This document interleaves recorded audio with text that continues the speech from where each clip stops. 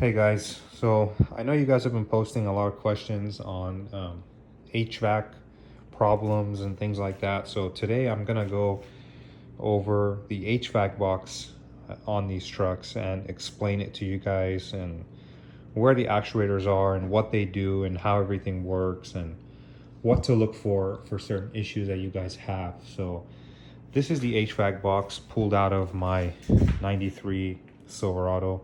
I tore this whole thing apart.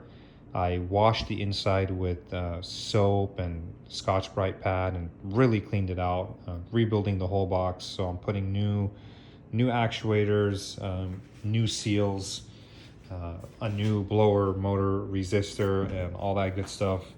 My box in particular was full of leaves and pine needles, especially here and up by where the evaporator core sits, because this is your fresh door intake, which mounts up to underneath your dash, mounts to where the cowl opening is for the fresh door.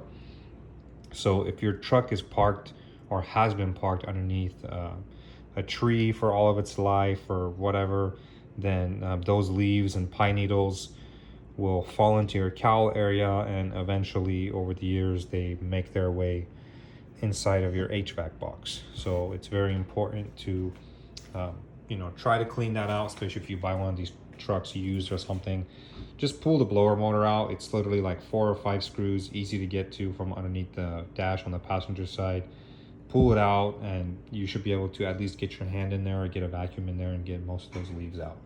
So let's start going over the HVAC box from driver's side to passenger side. So on the driver's side, you have your air distribution box. This is where, or what controls where your airflow blows from. So that be whether it blows from the front vents, the foot vents, or the defroster vents. This is what controls it, and it's all controlled via one actuator that mounts right here. And this can be seen from underneath the driver's side of the truck. If you look above your gas pedal to the right side, you will be able to see what I'm seeing here. These are the rods. This is where the actuator mounts to here. That's the part that actually goes into the actuator, and that controls these rods, which in turn control these 3 doors that you have, or flaps per se. So this front flap is for your front vents. So when you have your dial indicator on your control panel set to blow from only your face vents, this flap will be completely open like how you see it here. This flap here is your defrost vent, your flap for your defrost vents. As you can see right now, it's fully closed because it's blowing from my face only, so this should be the only one that's open. Now if you look a little bit lower in that box on the bottom, that's the door for your foot vents, which if you flip the box around, it's right there. So as you guys can see, again, this door is closed and this door is closed because I have it set to blow only from my face. Now once you set it to blow from your feet, what will happen is this door will close and this door will open, and it'll only blow from the foot vents. Now obviously if you set it to blow from your feet and your face, this door will close halfway and this door will open halfway. When you set it to full defrost, this will close, that will close, this will open. If you set it to defrost and your feet, this will open halfway and the lower foot flap will open halfway. So this box, all right here, controls your air distribution, where it blows from. And this actuator is what does the controlling.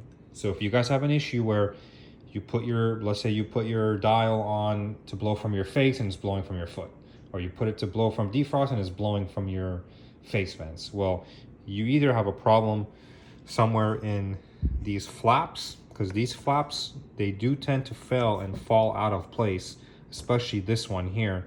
It tends to fall out of place right here, and then you'll pretty much lose air distribution, will be all jacked up. But most of the time when people have issues with their air distribution, it's almost always a faulty actuator. So I would start there. It's a cheap part. You can just swap it out and see if it fixes your problem. If not, at least you know that you eliminated one issue, and then you got a little bit more further digging to do to see if you have a problem with your air distribution flaps here. Maybe they fell off their tracks or something like that. Now, if we move kind of towards the middle of the box, here is, so obviously down here is where your heater core is housed. Then up here you have your blower motor resistor. And if we were to flip this box around and remove this, actually let's flip it upside down and remove this heater core cover. This is where your heater core would sit, and the lines run out from here. Right now mine's obviously not here, but this is what the inside of the box looks like. And this door right here is what controls whether you have hot air blowing or whether you have cold air blowing. And that is done via another blend door actuator that mounts right here. You can see the two mounting holes, and then this flap is what is attached to the door. So that's, I think this is cold air and this is heat. So it really only, I mean, you can put it on, you know, let's say you put your dial halfway towards half heat, half cold, then the door will stay like this in the middle. But if it's all the way cold, it'll be sealed all the way up like that. And then if it's all the way hot, it'll be sealed all the way down like that. So if you guys are having an issue with, you put your dial on hot and it's blowing cold, or you put it on cold and it's blowing hot, you could have a potential problem with this actuator here. Or if you, doesn't matter where you put the dial, it's stuck on one temperature setting, you most likely have a bad actuator here. This door really cannot fall off of its tracks. It's kind of pretty solidly built in there, so I wouldn't worry about that falling off of its tracks. You either got a bad actuator or a problem with your control panel. So let's flip this back around. Now we'll move to the passenger side. This is obviously where your blower motor sits. And if we look up top here, like mentioned earlier, this is your fresh door intake.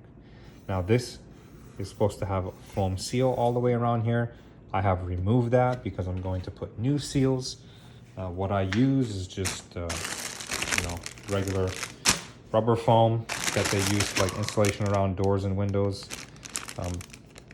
This particular one is 3/4 wide, but that might be a little too big to fit in this passage, so I'll have to get another one, but showing you guys, this is what I use. You can pick it up at any hardware store. Okay, so back to here.